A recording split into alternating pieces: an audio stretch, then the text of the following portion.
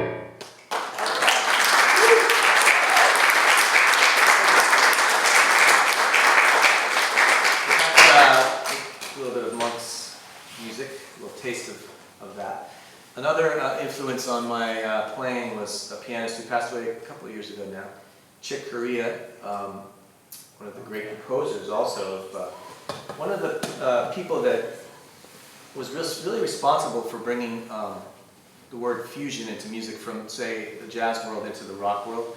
So in the 70s, if you recall, there were certain bands. His band, Return to Forever, was one. A band called Weather Report that was started by Joe Zawinul and Wayne Shorter. There was a few others, but this is a beautiful ballad he did with the group that he wrote called Crystal Silence. So this is Chick Corea's Crystal Silence, written in 1972. The year I was born, actually. So this is the next one.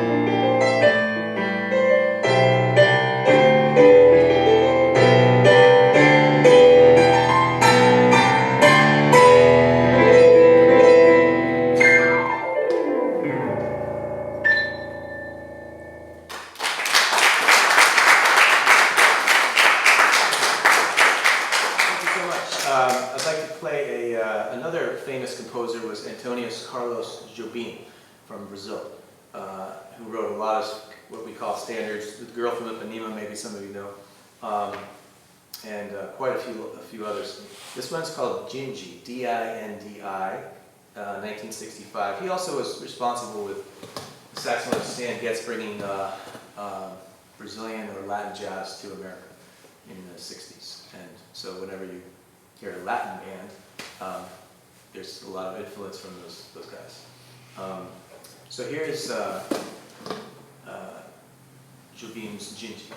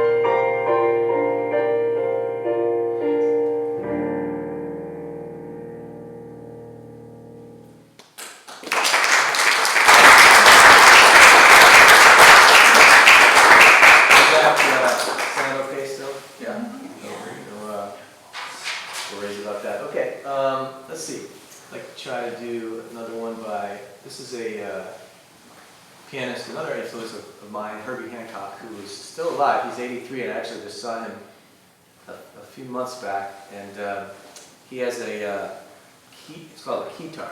It's like a guitar you would strap on, but it's keys. And so here's thinking about this 83-year-old guy in his band coming out here, and he's like, he's like jumping, like, this guy's still got a lot of energy. It's incredible. So here's a song he wrote called Dolphin Dance back in the 60s. Dolphin Dance.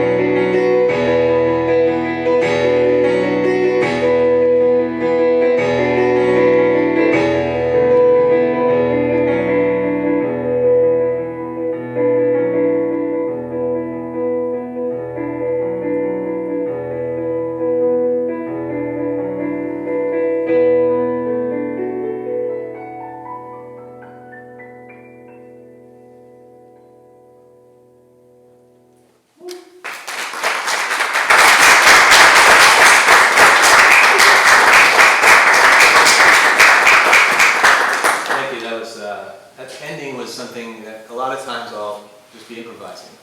There's no, I mean, I'm looking down, there's no music. So that was, in music we call it a vamp. So we were kind of just almost like a repetitive pulse, you know, of sound. Let's see. I'd like to go ahead with, let me just find it real quick. Here's a song by, when I first came to this area, I'm from Maine originally, but it's been many years since I've been there. I came to the area in 1992, so it's been a while. But in that year, I met Billy Taylor, who's no longer alive, but he was a very famous pianist, composer, radio personality. He was on CBS Sunday Morning as the music consultant long before, I'm not sure who's doing it now, but so I studied with him briefly at that, and then I knew him throughout the years before he passed away. But this is a song that he wrote for his daughter called "I Wish I Knew How It Would Feel to Be Free," but it became a civil rights anthem eventually. It was just a song, but it turned into that. Nina Simone is another one who does this, the vocalist. So this is his song, "I Wish I Knew How It Would Feel to Be Free," written in 1964.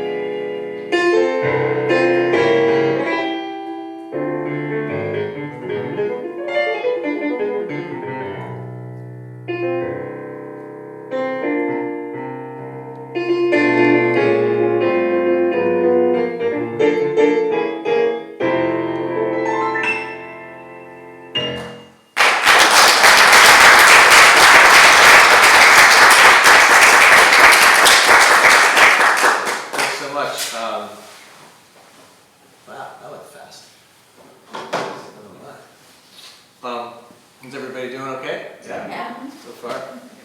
You're still hanging in there. That's good.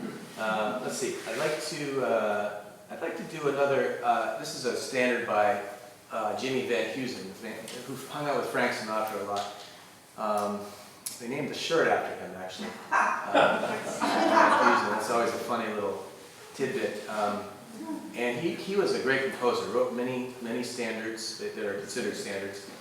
This is one called "It Could Happen to You," written in 1944.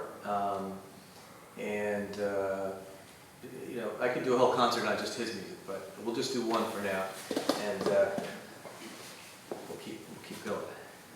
I may have to take this out. Get a little warm in here. Excuse me while I'll just put this in the front seat. Sorry, it's getting a little warm here. Here's "It Could Happen."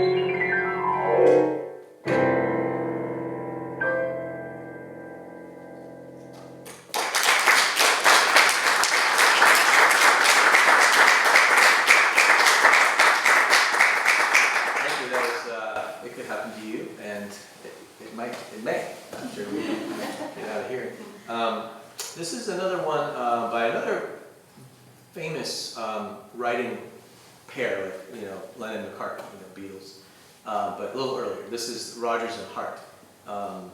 Wrote a lot of songs, and I particularly like this one. It's entitled "It's Easy to Remember," and the follow-up of that is "It's Hard to Forget." So this is called "It's Easy to Remember," and I'll see if I can remember. Here it is.